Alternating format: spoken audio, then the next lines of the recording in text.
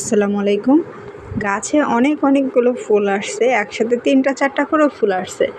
যে কাজটি করলে একটি ফুলও ঝরে পড়ে যাবে না বা রোগাক্রান্ত হবে না। কাজটি হচ্ছে নিয়মিত গাছে তরল সার ব্যবহার করতে হবে। তরল সারটি আমরা চাইলেই ঘরে থাকা উপাদান দিয়েও তৈরি করতে পারি এবং সরিষার খোল ভিজিয়ে পচিয়ে এটাও আমরা গাছে ব্যবহার করতে পারি। তবে ঘরে থাকা উপাদানগুলো গাছে ব্যবহার করলে কোনো পার্শ্ব প্রতিক্রিয়া হয় না এবং গাছ অনেক ভালো থাকে। শীত আবহাওয়া অলরেডি চলে এসেছে, রৌদ্রের খুব কম দেখা মিলে, যে কারণে গাছে খুব কম পানি দিতে হবে।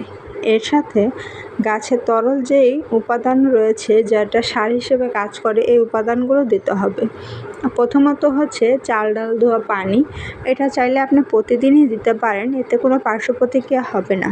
দ্বিতীয়ত হচ্ছে ভাতের মাড় ভালোভাবে পচিয়ে সমপরিমাণ পানির সাথে মিশিয়ে গাছে সপ্তাহে 1 দিন বা 10 দিনে 1 দিন গাছে ব্যবহার করতে হবে।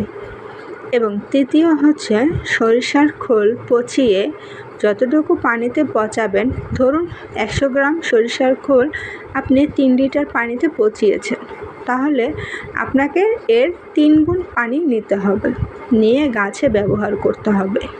তাহলে কোনো ধরনের কোনো ক্ষতি হবে না। তবে সরিষার খোল গাছে দেওয়া অনেকটাই রিস্ক, পরিমাণে কম বেশি হলে গাছ মরে যায়। তাই বাকি যে উপাদানগুলো রয়েছে এগুলোতে কোনো রিস্ক নেই, এগুলো গাছে অনায়াসে দিতে পারবেন। আশা করছি এই ভিডিওটি আপনাদের অনেক বেশি ভালো লাগছে। আর এই যে উপকরণগুলো গাছে ব্যবহারে ফুলগুলো ঝরে পড়বে না।